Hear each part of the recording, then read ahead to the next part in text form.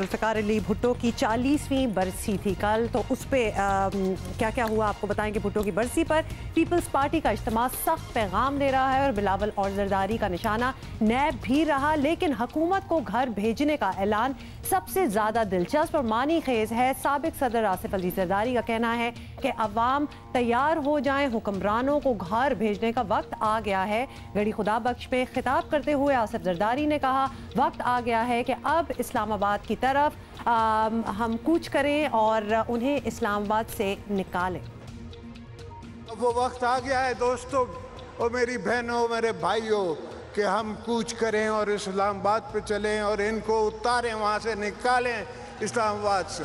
उसके अलावा कोई तरीका नहीं है और इससे कोई फ़र्क नहीं पड़ता कि चाहे मैं जेल में हूँ या मैं बाहर हूँ, इनको पाकिस्तान पीपल्स पार्टी निकाल के रहेगी। अब इनको हम टाइम नहीं दे सकते। हम रोडों पर ही लेटे रहेंगे, बिस्तरों में वहीं बैठे रहेंगे, इनको निकाल के फिर वापस आएंगे। ये हमारा आपसे वायदा है। आसिफ जरदारी के बाद बिलावल भुट्टो भी हुकूमत पर खूब गर्जे बरसे। कहा 18वीं तरमीम पर हमला करने की कोशिश की तो तुम्हारा हश्र भी आमिरों जैसा होगा। तुम कोशिश कर लो, हम तुम्हारे सामने दीवार बनकर खड़े हो जाएंगे। हम भुट्टो के आईन को खत्म नहीं होने देंगे। तुम कोशिश करके दिखा लो, हम तुम्हारे सामने दीवार की तरह खड़े हो जाएंगे। मैं आज तुम्हें वार्न कर रहा हूं, मैं एक लात मारकर आपका हुकूमत खत्म कर दूंगा।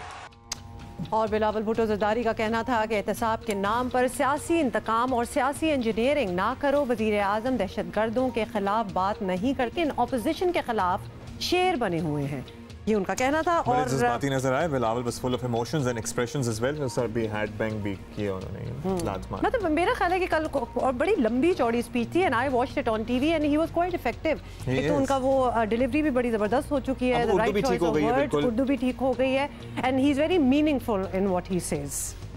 अच्छा जी, अभी हम पीटीआई रहनुमा उस्मान डार से बात कर लेते हैं क्योंकि बिलावल ने तो बड़ी बातें की हैं, जरदारी साहब भी कम नहीं बोले। पीटीआई क्या सोचती है अब ये जान लेते हैं। डार साहब बताइएगा, जरदारी साहब ने इशारा किया है कि वो इस्लामाबाद तक मार्च कर सकते हैं। बिलावल कह रहे हैं लात मार कर गवर्नमेंट गिरा दूंगा। इमरान खान साहब को वजीर आजम की कुर्सी से हटाने का जरदारी साहब कहते हैं वक्त आ रहा है। तशवीश है कोई पाकिस्तान तहरीक इंसाफ को इन सारी बातों पर? देखिए, मैं समझता हूँ लॉन्ग मार्च करने के लिए, ट्रेनें भरने के लिए, वर्कर्स आपके जेलें भर दें, आप बसें भर दें, उसके लिए एक नज़रिया, एक आइडियालॉजी की ज़रूरत होती है। और आज पीपल्स पार्टी के पास क्या नज़रिया है कि आओ चलें इस्लामाबाद। आसिफ अली जरदारी के ऊपर जो नैब केसेस हैं, मनी लॉन्ड्रिंग के केसेस हैं, जो नहली की तलवार लटक रही है, आसिफ अली जरदारी को बचाएं। करप्शन बचाओ। लॉन्ग मार्च में कौम और अवाम बाहर नहीं निकलते हैं।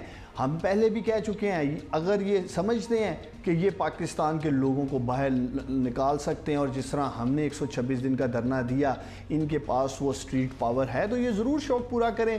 पहले भी हमारे वज़ीर आज़म इनको ऑफ़र कर चुके हैं, अगर इनको कंटेनर चाहिए होगा कंटेनर देंगे, खाना देंगे, पानी देंगे, ये आएँ, जो भी इनका जमहूरी हक़ है प्रोटेस्ट कर लें। चलिए, you have made that very clear Usman Dar sahab. ये भी बताइएगा कि अभी तो पीपल्स पार्टी अकेली ये बात कर रही है कि एक बड़ी हुकूमत मुखालिफ मुहिम चलाएंगे। अगर दीगर पार्टियां भी इनसे मिल गई तो आप इसे संजीदा लें या ना लें, अमनो अमान और माशी अदम इस्तेकाम जैसे मसाइल तो पैदा होंगे ही, तो इसके लिए तैयार हैं?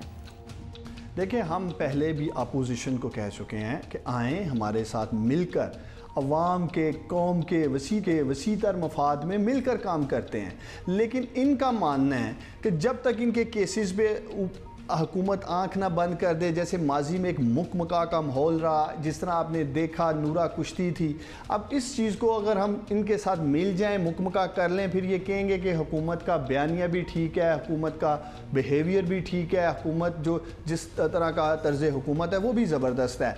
वज़ीर आज़म अपनी पहली तकरीर में कह चुके हैं कोई मुकमका नहीं होगा, कोई NRO नहीं होगा। और मैं कौम को याद दिलाना चाहता हूँ कि वज़ीर आज़म ने यह भी कहा कि सड़कों पे निकलेंगे, इनकी चीखें निकलेंगी, आपने मेरे साथ खड़े होना है। जब भी आप देखें करप्शन जैसे कैंसर का इलाज किसी भी मुआशरे में करते हैं तो फिर इसी और तकलीफ जो अच्छा है। लास्टली बिलावल भुट्टो और आसिफ जरदारी का ये कहना कि वज़ीर आज़म इमरान खान 18वीं तरमीम पर हमला कर रहे हैं, वो आईने पाकिस्तान ख़त्म करना चाहते हैं। क्या पीपी क़यादत के ये जो तहफ़्फ़ुज़ात हैं, जिन रिजर्वेशंस का उन्होंने कल जलसे में इज़हार किया, इनमें कुछ वज़न है?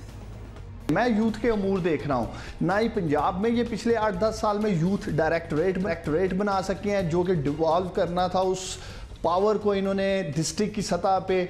इसी तरह सिंध में भी कोई यूथ का ये डायरेक्टरेट नहीं बना सके, तो इस परफॉर्मेंस के ऊपर बहस करने में कोई हर्ज नहीं है। और दूसरी चीज़ है आप खुद बताएं, जहां ये कहते हैं अपोजिशन वाले जी के वफाक को बड़े भाई का किरदार अदा करना चाहिए, किस तरह से बड़ा भाई इस सिस्टम को लेके आगे बढ़ सकता है जब हर साल बड़े भाई की जेब में, यानी कि वफाक की जेब में से 700 अरब रुपए का खसारे से निज़ाम स्टार्ट होता हो। हर साल मैं कौम को बताना चाहता हूँ कि NFC अवार्ड देने के बाद वफाक के पास 700 अरब रुपए माइनस हो जाते हैं। इसलिए हम चाहते हैं कि वसाइल के ऊपर, वसाइल की तकसीम के ऊपर दोबारा बात होनी चाहिए। ये माजी में PMLN का भी यही बयानिया रहा है, जब पाकिस्तान की दो बड़ी जमातें हैं PMLN और हुकूमती जमात इस पे डिबेट करना चाहती है, इस पे शेर हासिल गुफ्तगू करना चाहती है, तो मैं समझता हूँ कि एक झूठा बयानिया पाकिस्तान पीपल्स पार्टी वालों को नैरेटिव देने की ज़रूरत नहीं है। अगर हम कोई तरमीम लाना चाहते हैं, 18वीं तरमीम को ख़त्म करना चाहते हैं, वो 2/3 अक्सरियत से होगा, उसमें इनकी भी मुशावरत शामिल होगी, इसमें पीपल्स पार्टी की भी रजामंदी शामिल होगी। सिर्फ जो इनको इस टाइम क्राइसिस का सामने है, अपने केसेस के असाबी दबाव में ये सिंध कार्ड खेल रहे हैं, ये 18वीं तरमीम का, इसमें ये बुरी तरह नाकाम होंगे। ठीक है जी, बहुत शुक्रिया आपका। एक नई बहस का प्रॉब्ली आगाज हो सकता है। 18वीं तरमीम कितनी फ़ायदेमंद है, कितनी फ़ायदेमंद नहीं है, लेट्स सी आगे क्या होता है।